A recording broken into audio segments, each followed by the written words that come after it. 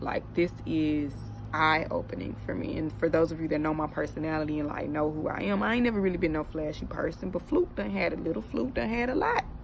You know what I'm saying? For people look at me and they think I got it all together. The truth is, I don't.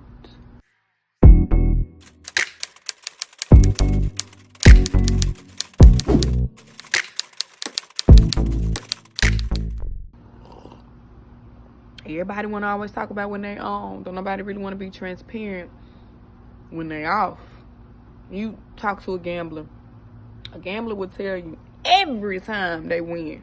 They won't tell you how much, a lot of times they won't tell you how much they put in, you know, on their rough nights. And I think it's important to be real and be transparent and let people know, because you don't know what people are going through. You don't know what people are going through. You don't know what people are in your same season and what you can get from people.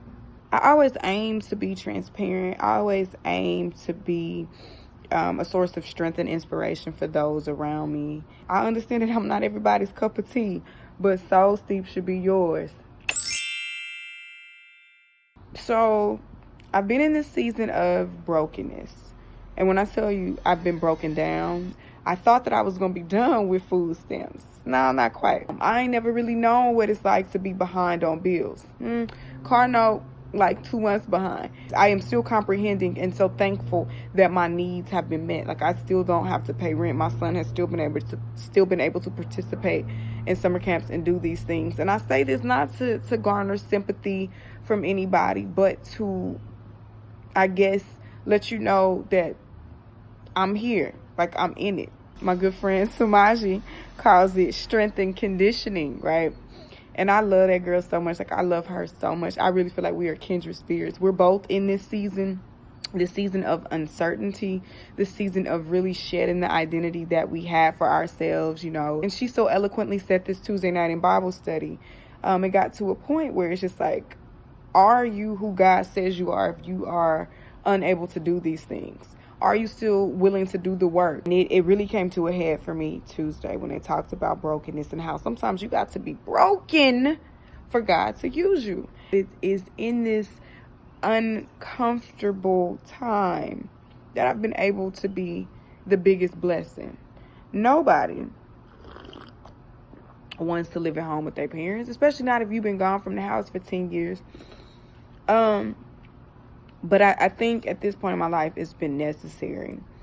And the things I've been able to see and to feel have really changed my outlook. And I'm so thankful.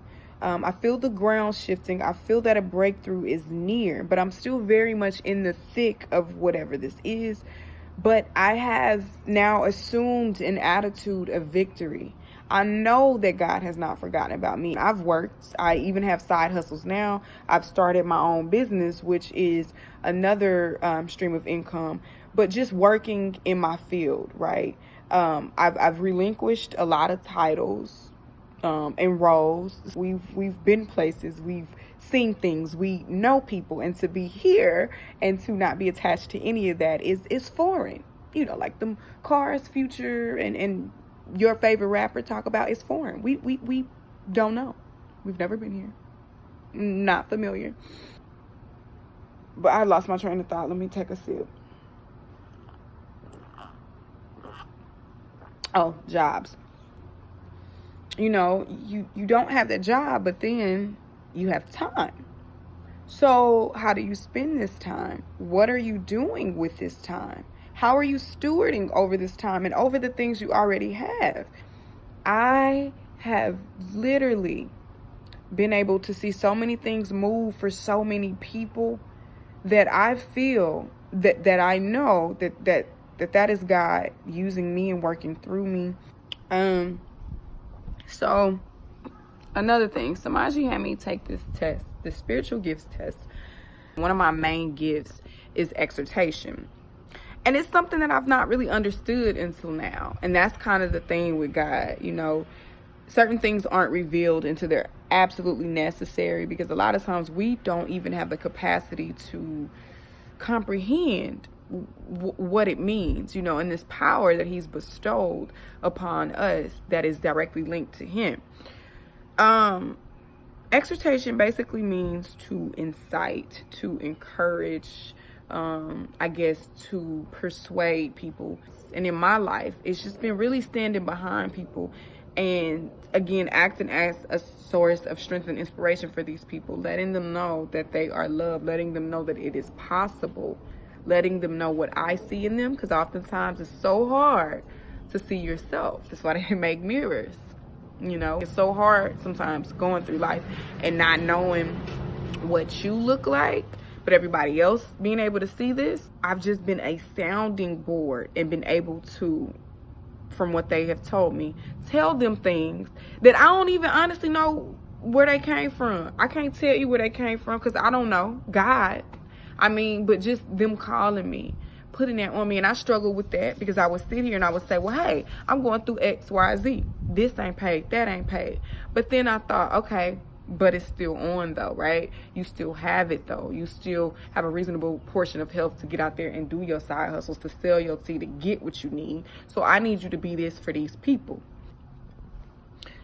God has allowed me to be a more present parent in my son's life, to really address what he needs at this time, which, you know, a lot of parents don't get that luxury. I'm thankful for that. I'm thankful to actually have served as in a physical capacity for entrepreneurs like my sister to expand her business and expand her reach.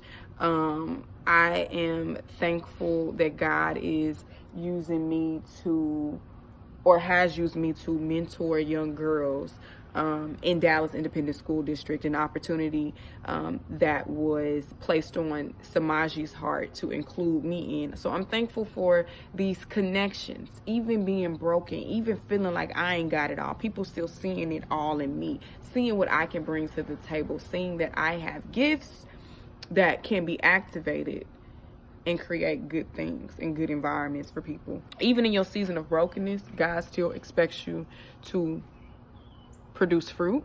Even if you're not eating the fruit, that's where the power is. Because I have always been told by my grandma, you know, to keep seed in the ground. That's what we do. And it is now that I understand that the harvest may not always be yours. You know, you might sit up and you might cultivate this. You might stay up late, you know, helping folks with projects and stuff. And it might not be for you. And you may not ever understand what it's for. But the fact that you were obedient and that you did it and your heart posture was right is what glorifies God. I think for somebody like me, somebody that is a control freak, somebody that does not slow down, somebody that lives life, or a life that some would say is too fast, I think this is major work. It'll get better. I mean, I really don't have a choice but to know that and to understand it and to believe that. But I just wanted to share it, you know. I just hope something that I was able to say stuck with you and will be the catalyst for change in your life and bring you closer to God.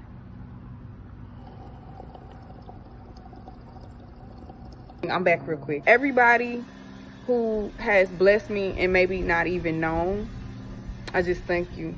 Encouraging words, prayers, because I know there have been some people standing in the gap sometimes when I'm too weak to pray for myself. I got people doing that for me, and I don't take that lightly. So anybody that has ever done something for me, whether it be to my knowledge or unbeknownst to me, thank you.